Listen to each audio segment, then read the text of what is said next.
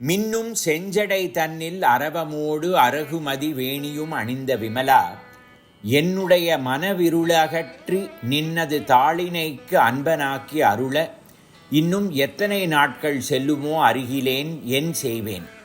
எந்த நாளும் மன்னு திரு மயிலை அம்பதியில் உரை அடி அரக மறுவுரு கபாலீசனே.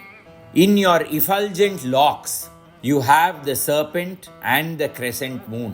O soft-natured one, when will you remove the darkness in my mind and make me realize your feet?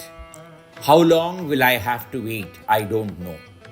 You who reside in that Mayilai which is ever present and beautiful.